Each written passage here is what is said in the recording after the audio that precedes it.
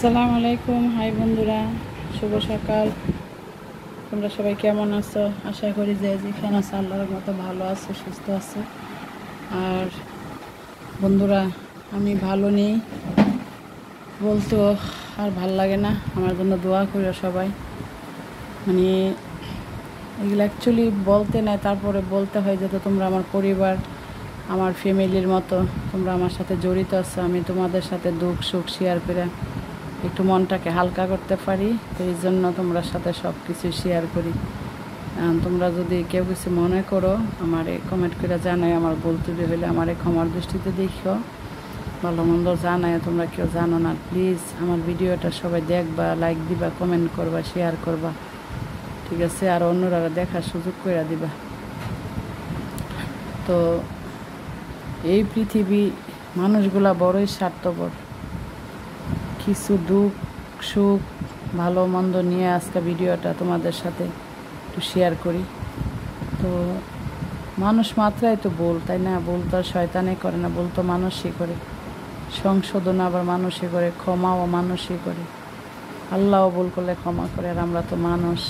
তো এই পৃথিবীতে ভালো মনের মানুষের ভালো পথে চললে, মানুষের উপকার করলে, মানুষের বিপদে আপদে পাশে থাকলে, এই ধরনের লোকগুলার কোনো বিপদ আপদে কেউ পাশে থাকে না, এবং তার ক্ষতি আল্লাহ রাখে ভালোই, কিন্তু মানুষে করে, ঠিক আছে? তো বন্ধুরা, যেগুলা নিয়ে কথা বলতে চাইছি, আমার শরীরটা কেন এত খারাপ।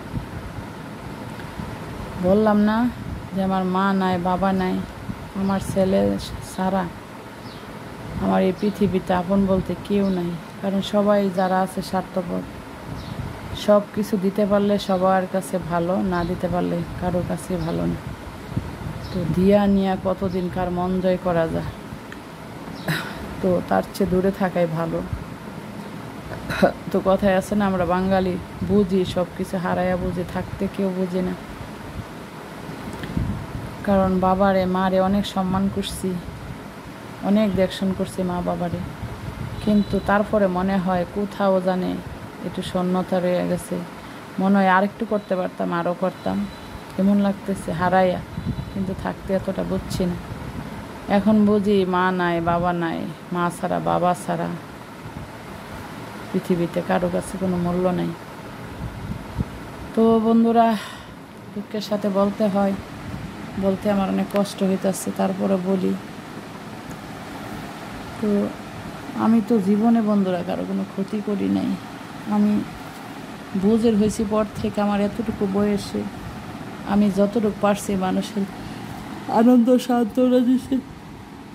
হয়তো টাকা দিয়া, পয়সা দিয়া, নয়তো শ্রম দিয়া, প্রত্যেকটা মানুষের পিছে আমি ছিলাম। কিন্তু আমার বিপদে আমি কাউকে পাই না, কেউ আমার পাশে থাকে না। কিন্তু এই হলো আমার ভাগ্য খারাপ, কারো দোষ নেই, নিয়তির খেলা, বোঝা বড় দায়। আমার ভাগ্যটা লেখার সময় মনে হয় বিধির কলমে কালি ছিল না, যার জন্য আল্লাহ তাল্লা বিধাতা আমার ভাগ্যটা বেশি করে লিখতে পারে নাই। তো আমি যে ডাল ধরি সেই ডালে ভাঙ্গা পড়ি। কেন? কারোর সাথে কোনো খারাপ আচরণ করি না, কারো কাছ থেকে কোনো লুচ্চা পিঠা খাই না, তোমরা দোয়া আল্লাহ রহমতে অবিদে পথে চলাফেরা করি না, খারাপ পথে যাই না।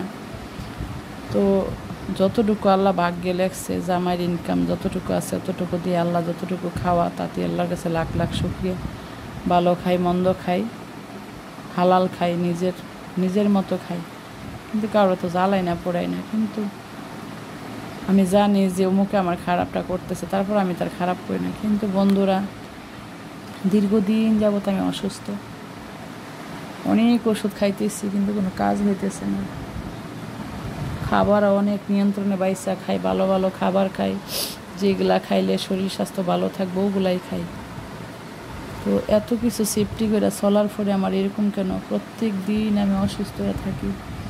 একদিন যদি কোনো রকম ভালো থাকে, পরের দিন আর শোয়াতে উঠতে পারি না। দীর্ঘদিন যাবৎ শরীরের ব্যথা, হাত পাও জ্বালা পোড়া করে, মাথা গোড়া, তারপরে মানে চোখ মেলতে পারি না, বুকটা ধরপড় করে, মনে হয় কী জানে বুকের ভিতরে চাপদা দইরা রাখে, সারা শরীরের মাংস মনে পয়সা গেছে, এমন ব্যথা, কোনো কাজ কাম করতে ভালো লাগে না, মানে কিচ্ছু করতে পারি না, কারো কথা শুনতে ভালো লাগে না, কারোর সাথে কথা বলতে ভালো লাগে না, নামাজ পড়তে ভাল লাগে না, কোরআন শরীফ পড়তে ভাল লাগে না, তার মানে কি? তো আমি তো এগুলা বুঝতাম না। তো হুজুরার কিছু হাদিস দেখলাম, যার শরীরে কালো জাদু করে, যারে কেউ কিছু করে, তখন তার শরীরের প্রভাবটা পড়ে, ওষুধে কাজ করে না, কোনো কিছু না।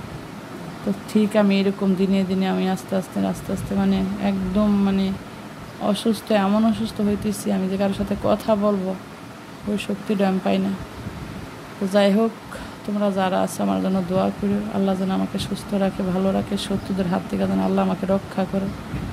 আর যার ধর্মে লইছে, যার মনে চাইছে, যে আমাকে এগুলা করছে, আল্লাহ যেন তাদেরকে হেদায়েত করে, আল্লাহ তাদেরকে যেন হেদায়েত করে মানুষ করে, আর যেন কারো কোনো ক্ষতি না করে। আমি এতটুকু দোয়া করি তাদের জন্য। আর আমার জন্য দোয়া করে বন্ধুরা, আমার একটা ছেলে আছে, আমার ছেলেটার জন্য বাঁচতে হবে। আমি যদি পৃথিবীতে না থাকি, আমার ছেলেটার কেউ থাকবে না। আমি যদি ছেলেটারে মানুষ কইরা, বড় কইরা, বিয়া শাদি করে, সংসারে হাল ধরে দিতে পারি, তখন যদি আমার মৃত্যু হয়, আমার আর আফসোস নেই, কারণ মরতে তো হবেই একদিন, মানুষ মাত্রায় মরণ ছিল। তো বন্ধুরা, আমার জন্য দোয়া করো, এতটুকু তোমাদের কাছে আমার চাওয়া পাওয়া, আর কিছু না। তো তোমরাও এগুলা প্রতি কেয়ারফুল থাকবা, কারণ এগুলা বিশ্বাস করতে হবে। আমাদের নবীজিরই না কি করছিল, তো যেহেতু আমাদের পূর্ব নবীজি থেকে পাই আসছে, তো এগুলা তো অবিশ্বাস করার কথা না। তোমরা যে যেখানে আছো তোমরা সাবধানে চইলো। তো যাই হোক, অনেক কিছু বললাম। তো সকালে ছেলেটা নিয়ে গেছি, ভাবছি বৈশা থাকবো, ভালো লাগতেছে না, অসহ্য লাগতেছে। তো আসছি, আসার পথে ওই যে দেখো ক্ষীরে আনছি, একদম তরতাজা। সকালে তো সবসময় বাজার করি, মানুষে কম টাকা বাজার করে, বিকালে সকাল আনলে একটু দামও হয়, জিনিসটা ভালো হয়। এই যে গাছের অরিজিনাল ফর্মালিটি ছাড়া ক্ষীরাটা তোমার সিল্কা সুদ্ধা সবাই খাওয়া যাবে। তো এমনিতে বিকাল আনলে বাড়িতে আনলে 40 টাকা করে আনে, কিন্তু 10 টাকা বেশি দিয়ে আনছি, 50 টাকা কেজি। তারপরে টমেটো সিজন তো প্রায় শেষ, ডিপ আছে করে, তারপরও টমেটো ডিপে রাখছি না, কারণ এটা রাখলে সুসা হয়ে যা, খাইতে ভালো লাগে না। দাম হইলে ভালো হইলে একটু খাওয়া ভালো। 1 কেজি টমেটো আনলাম বন্ধুরা, 60 টাকা না, 70 টাকা নিচ্ছে। তো পেঁয়াজ আছে করে, কিছু শর্ট পড়ে গেছে। তো আরেকটা আছে ছোটো, 5-50 টাকা কেজি। তো আমি এটা 2 কেজি 60 টাকা আনছি। আর রসুন একটা ছোটোটা আছে 120 টাকা, আর এটা আনছি 140 টাকা কেজি নিয়ে আসছি। আর এক কথা না বললে নয়, স্বর্ণর চেয়েও বেশি দাম। পেঁপে যে জায়গায় আসলে 20 টাকা 30 টাকা, সেই জায়গায় পেঁপে আনছি বন্ধুরা 80 টাকা কেজি। নাই কোথাও, আল্লাহরে ডাকতে ডাকতে যে পাইছি, তাও এই যে পেঁপে। তো এই হইলো পেঁপে, 1 কেজি পেঁপে 2টা হয়ে গেছে। আনছি পেঁপে, গাজর, অন্যরা তুলনা তাও গাজর ভালো, 80 টাকা কেজি।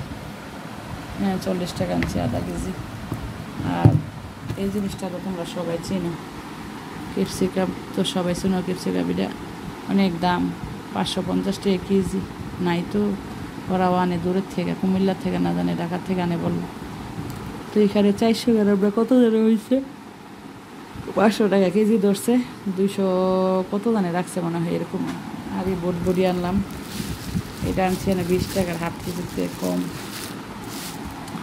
তো যাই হোক, এগুলো আনার উদ্দেশ্য হইলো, হঠাৎ করে মন চাইতেছে ভেজিটেবল সবজি খেতে। আর এই যে কর্নফ্লাওয়ার আনছি, ঠিক আছে, এই যে এটা দিয়ে যে সবজি পাকামো,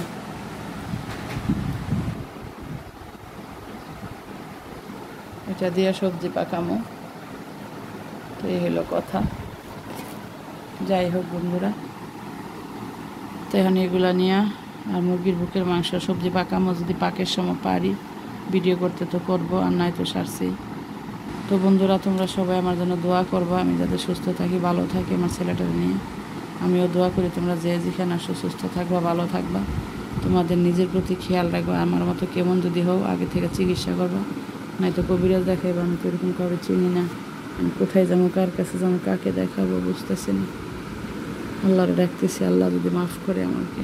তো এই হলো কথা বন্ধুরা, কথাগুলো বলতে আমার অনেক কষ্ট লাগছে। তো যাই হোক, তো ভালো থাকবা, সুস্থ থাকবা, নিজের প্রতি খেয়াল রাখবা, আর আমার জন্য দোয়া করবা। আমি বারবার বলি, প্লিজ আমার ভিডিওটা শেয়ার দাও, লাইক করো, কমেন্ট করো। তোমাদের বন্ধুবান্ধব যারা আছে অন্যদেরকে দেখার সুযোগ করে দাও বন্ধুরা, প্লিজ। আমি তো আর কিছু চাই না তোমাদের কাছে। আমার এই ভিডিওটা মাশাআল্লাহ সাবস্ক্রাইবার হয়ে গেছে 50,000 উপরে। এই মুহূর্তে এসে যদি তোমরা গাফিলতি করো, আর যদি আমি তোমাদের কাছে সাপোর্ট না পাই, আমার অনেক কষ্ট লাগে সত্যি। তো ঠিক আছে বন্ধুরা, আর কি বলবো, কথা বলতে আর আমার ভালো লাগতেছে না। তো ওকে, ভালো থাকো, আল্লাহ হাফেজ।